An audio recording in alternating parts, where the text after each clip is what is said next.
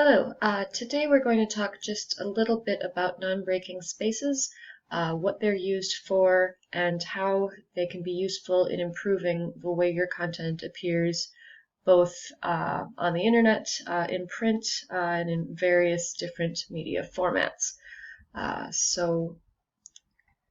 It's come to my attention recently that a lot of people simply aren't familiar with what non-breaking spaces are or what they do.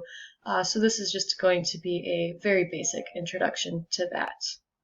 So to get started here, I have an example sentence written out.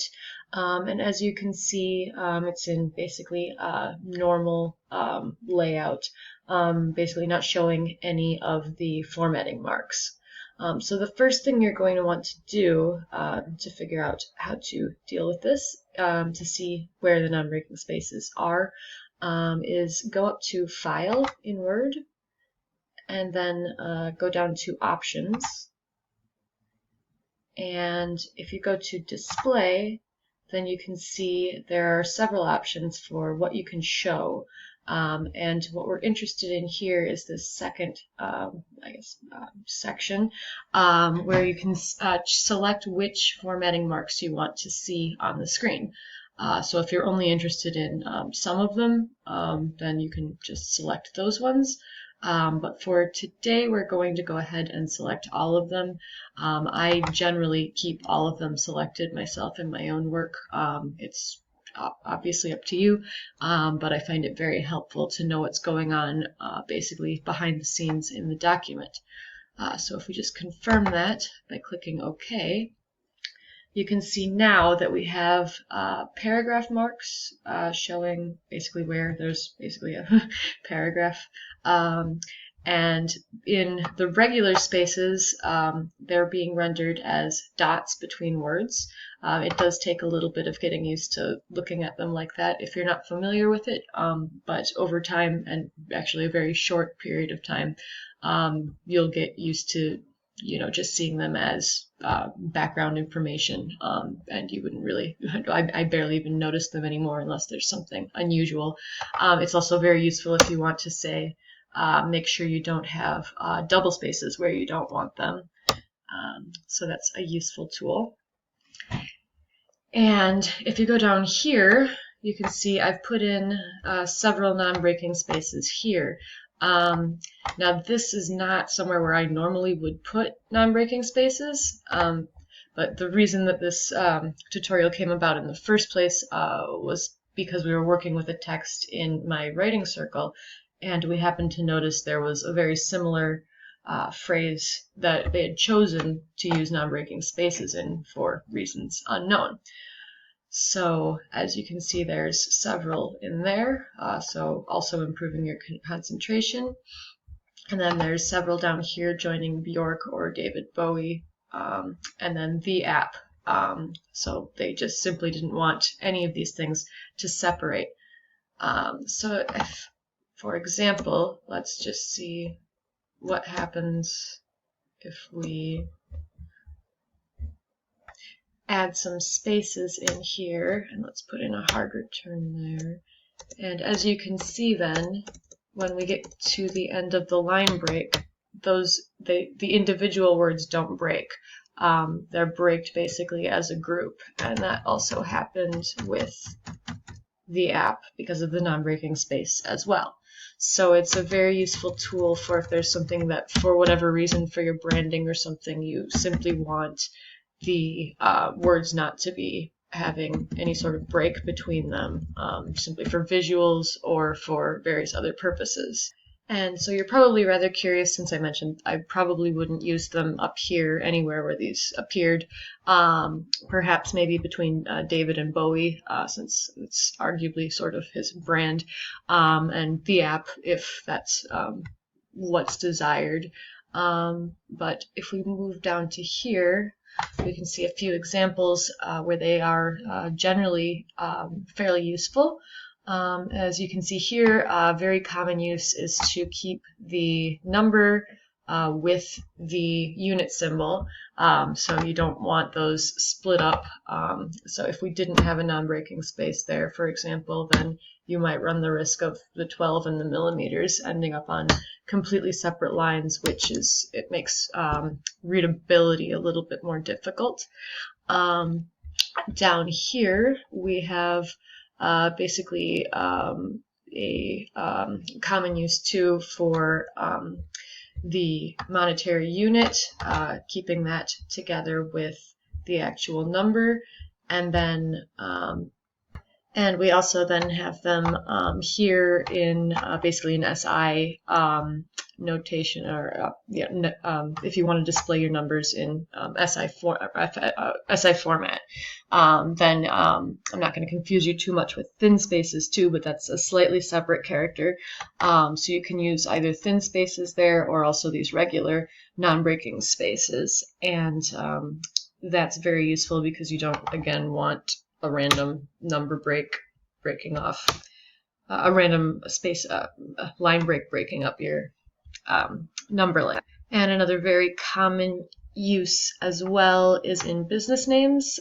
So if you simply don't want to break up any of the name, then they're useful for that. Otherwise, perhaps you just don't want the GmbH or LTD or whatever the designation is separated completely from whichever part of from the end of the name, then you can also definitely use them there as well. So when you're adding them in, it's very useful to know that the keyboard shortcut in Word, in Trados, and many other applications is Control-Shift-Space.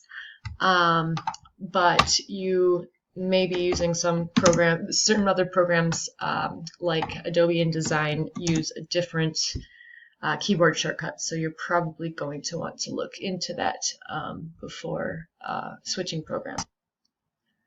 Now in the degree symbols, it can get a little bit complicated because, as I'm sure you've already noticed, in many fonts the non-breaking spaces render almost identical to the appearance of a degree symbol. Some fonts, they're slightly different. But in any case, it's useful to be aware of that. So here, obviously, the non-breaking space between the number and the unit. And then here, we've actually got a non-breaking space between the Celsius and the degree symbol. But again, very difficult to see. In fact, if you want to be sure, you can go back and click all get rid of the show all formatting, and then as you can see, it's not there anymore, but we can still see the degree symbol. So that's a way to be sure that it is indeed a degree symbol and not another non-breaking space, and vice versa if you have any doubts. So let's put the formatting back on again. I see it used quite a lot in between section and the section numbers in manuals. You may want to use it between the car maker and the model. It can be used to keep a copyright symbol and a date, a year together. Again, this is all stuff that's probably going to vary depending on what style guide you're using, where you need to actually put them in, or where you want to put them in. Anyway, just some useful places where they might be useful. Dates, again, also very useful if you don't want those split up. Names of ships that have two different words. You may want to you may want to keep the New York Times together, for example.